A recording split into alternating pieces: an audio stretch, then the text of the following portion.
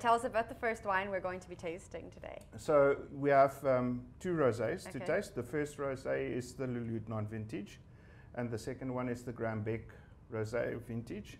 So for me, it's one of my favorite vintage rosés to try, and I think it's nice to see the difference between non-vintage, which might be slightly leaner and more elegant, and then your vintage, which is more developed, fuller aromas around the texture to the wine. All right, which one are we tasting first? So wine number one is from Lelude. It's the non-vintage rosé, but it's been matured for 36 months in the bottle. So even though it's not carrying the harvest year, we waited for 3 years before we released it. And then the second wine, which we can make a good comparison with, is Grambec's vintage rosé. So they've won many awards with it, and this is the 2010. So you can see it's been matured for another year. It's a year longer.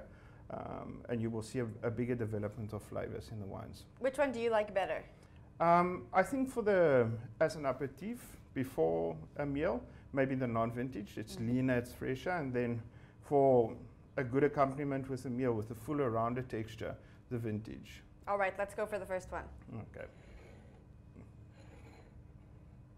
So what are we getting on the nose here? So I think from the non-vintage, you're having more fresh, ripe strawberries. It does smell very strawberry-y, is yeah. what I was thinking. And that's the Pinot Noir character coming through. And you're having slight beginning of nougat aromas, and that's from the maturation.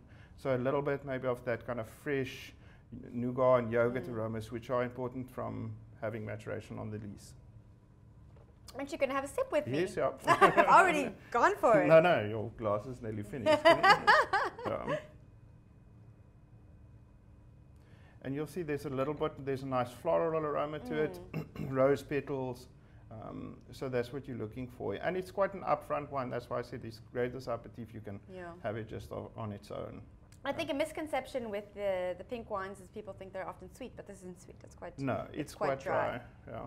This is about 5 grams of sugar, which would be considered as extra brut. Oh, wow. Yeah. Now, let's try our second one in comparison. So straight away you will notice maybe there's a bit of a bubble texture difference because you have longer maturation. You'll have a finer, more elegant bubble than with a younger wine. And you're actually not supposed to swirl your bubbly before you drink it, are you? No, because you just increase the rate at which the carbon dioxide is escaping from the wine. All right. So we want to try and preserve the bubbles. This almost smells. It smells a little bit sweeter, almost like candy floss. Definitely, there's that candy floss kind of character, that lollipop sucker. Yeah. No, and those again are positive attributes from Pinot Noir, and you can see the wine's beautifully elegant for something that's been matured this long. You can actually taste this, the more refined bubbles. I don't know if it's because you said it. Yeah, the positive power suggestion. Yeah. No, I think it has to do with the exchange of gas.